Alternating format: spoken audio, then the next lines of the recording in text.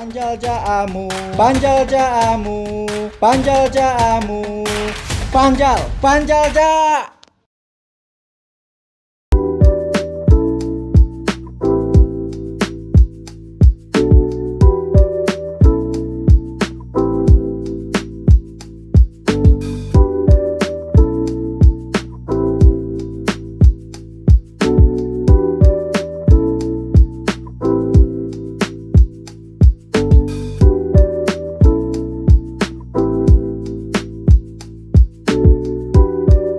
Assalamualaikum warahmatullahi wabarakatuh. Jumpa lagi bersama Panjal Jaamu. Kali ini saya berkunjung di rumah Pak Dewan, yaitu Bapak Imam Syafi'i. Beliau adalah seorang wartawan senior yang terakhir kali menjabat sebagai direktur di JTV. Kali ini sukses besar dilakukan oleh seorang wartawan dan banyak wartawan yang sukses. Tapi kali ini Mas Imam Syafi'i yang biasa saya panggil Pak Haji itu mencapai luar biasa prestasinya. Dari jurnalis kemudian menjadi legislator. Beliau sekarang ada di anggota Dewan DPRD Surabaya melalui jalur partainya Pak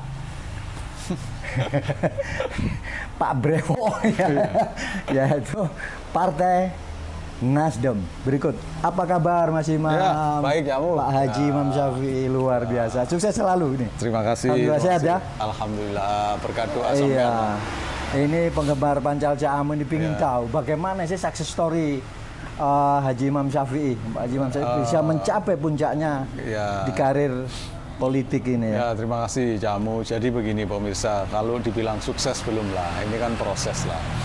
Kebetulan saya sejak awal saya selalu ingat pesannya dari Pak Dahlan Iskan lah. Saya juga bosnya Jamu lah. Itu bahwa kita jangan merasa cepat mapan.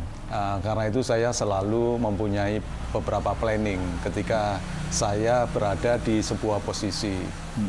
Waktu itu tidak ada niatan menjadi anggota dewan di legislatif. Ya, tapi karena kemudian saya ingin memperluas kemaslahatan kita lah. Jadi jurnalis itu seperti kamu, ya itu sudah maslahat lah, karena menyampaikan informasi kepada publik, karena saya ingin meluaskan. Ojo nulis toh. Karena kalau kemudian jurnalis itu kan hanya bisa menyuarakan orang lain. Kenapa kita tidak mencoba kita sendiri yang bersuara? Itu. Pemikiran itu mulai kapan? Ya, ketika teman-teman dari Nasdem terus meminta saya, prosesnya lama sekali. 2 tahun sebelumnya beberapa elit di Nasdem, teman-teman yang seperti Mas Effendi Khairi, dulu juga jurnalis, teman kemudian diwawancara meyakinkan sumber, kenapa nggak coba dari jurnalis menjadi legislator. Saya bilang apa ono potongan. Itu embrio pertama. Iya, embrio pertama. Karena ada partai lain yang melamar? Ada beberapa partai, tapi saya melihat bahwa Nasdem ini kan punya konsep tanpa mahar. Kalau ada maharnya saya nggak punya lah. Kemudian dibayari tulisan didesak terus, akhirnya saya tidak bisa menolak dan saya izin ke ibu saya karena ibu saya masih ada. Bapak saya sudah meninggal, ibu saya sudah sepuh 85 tahun saat itu. Waktu itu mengizinkan, tujuannya memang jangan nyari materi di situ, tapi tujuannya untuk kemaslahatan. Itu yang kemudian saya diizinkan dan bismillah saya nyalek dan alhamdulillah terpilih. Waktu proses pendaftaran ada problem nggak dengan perusahaannya? Karena posisi Anda kan sebagai direktur itu. Waktu itu saya juga pamit, saya sampaikan kepada teman-teman direksi dan juga bahkan ketika rapat umum pemegang saham kami sampaikan izin. Waktu itu saya sebetulnya minta mundur sekalian biar saya bisa konsentrasi kampanye. Karena kampanye karena butuh waktu yang panjang 7 bulan ya. Bukan dipecat karena melalui jalur lain. Minta mundur. Iya, saya minta mundur. Tapi sama direksi yang lainnya, kemudian dari pemegang saham jangan dulu lah. Ya kalau keterima, kalau terpilih, Wah, kalau kalau enggak, dilematis. Toh jabatan sebagai seorang direktur pemberitaan itu kan tidak harus misalnya. Tidak harus setiap hari kemudian melototi TV dari sign on sampai sign off. Ya waktu itu saya disyaratkan seminggu 2 kali ngantor rapat-rapat, kemudian ya sambil sharing tentang bagaimana TV ini tetap bisa bukan cuma tayangannya bagus, tapi bagaimana omsetnya bagus. Dan kebetulan saya lama jadi wartawan, saya punya jaringan dan harus diakui media sekarang ini iklan dari birokrasi juga sangat banyak. Yang bisa menembus itu adalah ya mantan-mantan jurnalis itu. Terus klik nggak antara dunia jurnalis dengan politis ini, Mas? Ya, ketika Anda sudah terpilih. Saya senang sekarang saya tidak kepikiran mencari omset jauh. Nggak ada target ada target. Kemaslahatan. Tapi yang penting bagaimana saya hadir di masyarakat, terutama pemilih saya ketika membutuhkan saya hadir.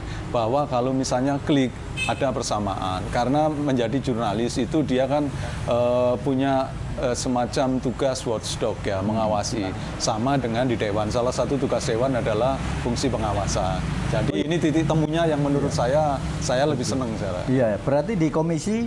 Di Komisi A, Hukum dan Pemerintahan. Wah, cocok. Ketika menjadi wartawan kan juga di persentuhan hukum ya, kriminal apa. Dan yang paling penting urusan media itu juga urusannya Komisi A. Iya, masuk. Ya. Kemudian Mas Imam, dari sisi karir ya. Iya. Dunia kehidupan ini kan bagai roda berputar ya. Iya. Apakah ini sebuah puncak ketika Mas Imam berkarir? Karirnya sudah puncaknya jadi direktur. Sekali lagi saya katakan, saya tidak pernah merasa di atas puncak karena saya setiap diberi posisi itu saya selalu berpikir saya harus siap-siap kalau sesuatu terjadi. Dulu ketika saya dari Jawa Pos ke JTV, kemudian dari JTV saya disuruh ke Indopos, saya selalu menambah kapasitas saya, misalnya sampai saya waktu itu dengan teman-teman Pimret TV lokal ada pendaftaran untuk mendapat beasiswa ke Belanda tentang manajemen TV lokal. Menurut saya semakin kita punya banyak kapasitas yang orang lain mungkin sedikit yang mempunyai, insya Allah perusahaan pasti butuh lah. Kalau tidak perusahaan ini, perusahaan lain yang butuh. Bahkan saya dulu pernah sampai pada titik yang menurut saya dibuang dari Jawa Pos. Saya pada itu. Biasa sih. Saya seperti itu, tapi biasa lah. Ya saya tidak menyalahkan lah karena itu waktu itu saya juga bilang ke istri saya, ayo kita jual salah satu aset kita tinggal di luar negeri saja. Saya sampai seperti itu waktu itu. Tapi alhamdulillah sebelum itu terjadi, saya diberi kepercayaan untuk menduduki posisi-posisi lain yang alhamdulillah bisa saya laksanakan dengan baik. Betul nggak untuk mencapai posisi Dewan Pak Haji ini harus menjual aset atau gimana? Bahwa begini, modalnya kita ini kan belum dikenal. Ya apalagi sekelas kalau wartawan lapangan terus seperti Cak Amu yang suka di lapangan mungkin dikenal. Saya di belakang layar. Saya lama menjadi direksi kan sudah 50 tahun lebih. Meninggalkan dunia lapangan itu kan sudah lama.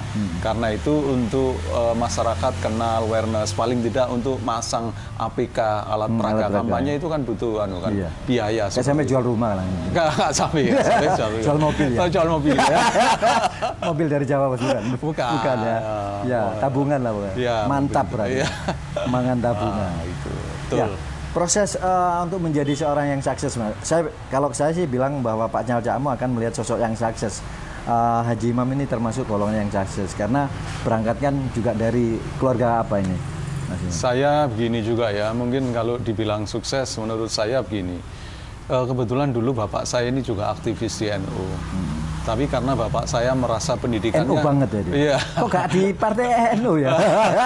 Saya ditawari juga. Iya. Tapi saya berpikir ya mungkin saya bisa mewarnai di partai-partai nasionalis. Ya. Apalagi harus kita akui justru partai agama ini kalau di Indonesia kan kursinya tidak terlalu banyak. Artinya kalau kita ngomong ranking, misalnya justru mereka adalah partai-partai nasionalis. Bapak saya dulu itu sering membantu orang, misalnya anggota dewan dari NU yang mau maju. Bapak saya kan sering ya, misalnya diminta untuk mencalonkan tapi bisa mengukur dirinya lah, karena banyak orang NU yang lebih tepat lah, karena Tapi ada keinginan Bapak untuk menjadi nggak ada. Jadi lebih karena bapak saya ya ketua MBC NU Kerembangan, ibu saya ketua Muslimat NU Kerembangan. Mungkin dari basic ini Mas Imam bisa, Pak Haji Imam bisa mendapatkan Mungkin suara. bapak saya dulu ikhlas, tulus membantu orang. iya. Kemudian bapak saya tidak jadi. Yang sudah ditanam bapak saya yang manen jam. Iya, pesannya apa ketika itu untuk ke partai, khususnya ke politik? Saya alhamdulillah ya, saya ketika ketika saya jadi dewan, mohon maaf, bapak saya sudah meninggal. Saya masih di JTV, tapi ibu saya ada. Tapi saya lihat ibu saya ketika kita di dewan pelantikan DPR baru saya undang gitu. Ya saya lihat ibu saya bangga lah. Mungkin selama ini dulu suaminya hanya bantu orang yang supaya bisa jadi anggota dewan. Sekarang ternyata anaknya juga bisa menjadi anggota dewan. Terus berangkat dari seorang jurnalis. Berarti jurnalis menurut saya, kan saya sampai sekarang masih jurnalis ya, Pak Haji ya. Tapi Pak Haji udah meninggalkan baju itu untuk tekun ke bidang politik dan kemaslahatan yang lebih konkret ya. Kemudian kenapa waktu memilih jadi wartawan? Wartawan apa untuk menjadi kendaraan aja mencapai tujuan ke lagi? Sebetulnya di dunia wartawan saya tidak tahu ya, mungkin ini insting atau tidak lah ya. Saya lihat persaingan di media kan makin berat lah, apalagi setelah muncul new media. Di situ ada media online, ada medsos seperti itu. Saya ingat waktu itu ada event di Las Vegas, pembicaranya direktur CNN mengatakan makin berat. Ya, kalau mau bertahan bisa lah, tapi melawan itu kan susah. Apalagi sebelumnya, saya beruntung lah. Seperti Cak Amu sebetulnya agak lebih dulu meninggalkan Jawa Pos koran. Karena waktu itu kan koran diprediksi akan kiamat lah ya, kiamat kan tahun 2020. Waktu itu kan tidak banyak yang percaya. Tapi menurut saya kiamatnya koran itu bisa lebih cepat karena teknologi informasi kan makin canggih sekarang kayak gitu. Dan terbukti itu. Dan terbukti alhamdulillah. Kalau banyak sekarang media yang sekarang dengan COVID terakhir kemarin misalnya Indopost yang pernah jadi pimpinan ya. Gimana itu? Iya. Jadi saya lihat mungkin tantangannya tidak seperti yang dulu lah. Sebagai Pimret waktu itu ya? Saya sebetulnya sebagai Pimret dan direktur sebetulnya. Merangkap ya? Double dong gajinya? Ya, enggak double, biasa di Jawa. Tugas negara? Di Jawa include. Iya. Mantap. Saya yang agak senang waktu itu karena saya bisa mencapai dari ada kurungan itu, masih rugi, kurungannya kemudian dibuka. Artinya kan sudah tidak rugi seperti itu. Ya, saat itu memang sulit ya untuk berkembang di Jakarta. Ya, itu ketika belum ada medsos karena persaingan dengan media-media yang lain. Belum ada medsos saja susah ya? Susah karena TV juga kan, TV juga mulai sangat kuat di situ kan. Dan di dalam kompetisi yang betul-betul kalah tama lah ya. Dan di Jakarta luar biasa sekali kan medianya kan, bukan di Jawa seperti di Jawa Timur itu. Terus tumbangnya maaf ya, tumbangnya Indopost ini dalam perasaan Pak Haji Imam yang pernah berkecimpung di situ apa? Ya, kalau saya ikut prihatin saja lah, tapi saya bisa memahami karena kalau bisnis ini rugi tapi diterus-teruskan pasti ada batasnya lah, tidak mungkin kemudian dipertahankan. Karena itu kalau tidak bisa dipertahankan, kenapa ya? Menurut saya cari bisnis lain atau mungkin sementara berhenti. Saya mendengar ini sementara berhenti karena online-nya masih tetap belum mati lah, online-nya masih tetap beroperasi ya itu. Itu. Adakah keinginan Pak Haji Imam Syafi'i untuk mendirikan sebuah media dengan situasi seperti ini? Hati nurani sebagai orang lama di bidang jurnalistik. Iya, sekarang ini memang membuat media tidak gampang ya, ya membuatnya gampang, tapi bagaimana itu menghasilkan uang kayak begitu ya. Kalau media hanya untuk idealisme bisa saja. Masalahnya kan sekarang sekali lagi medsos ini sekarang luar biasa. Kalau dulu kita bekerja di koran harian, peristiwa hari ini baru bisa kita baca besoknya. Kalau TV bisa real time sama radio. Medsos ini peristiwanya belum terjadi aja sudah bisa ada beritanya.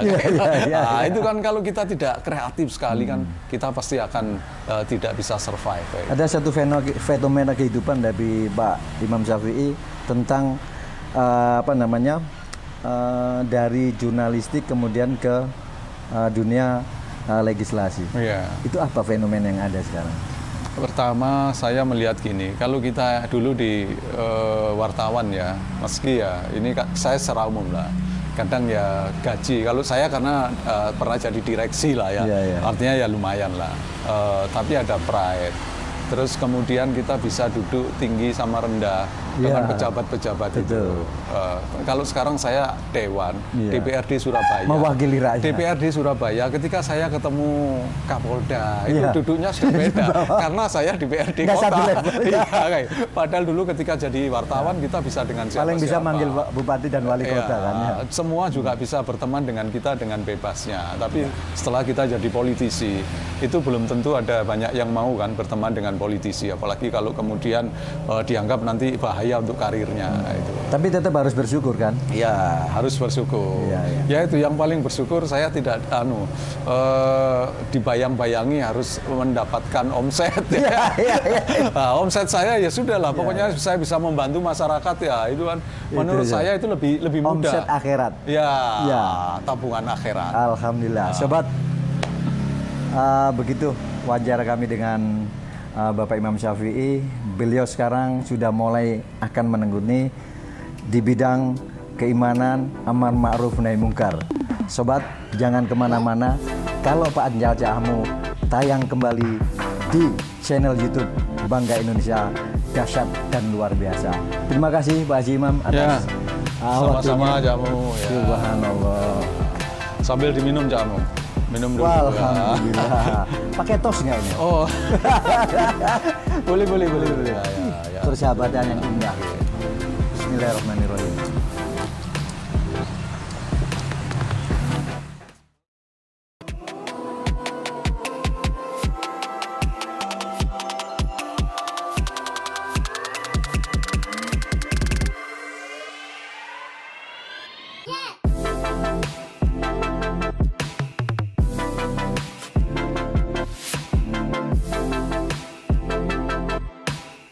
Panjal Cak Amu, Panjal Cak Amu, Panjal Cak Amu, Panjal Cak.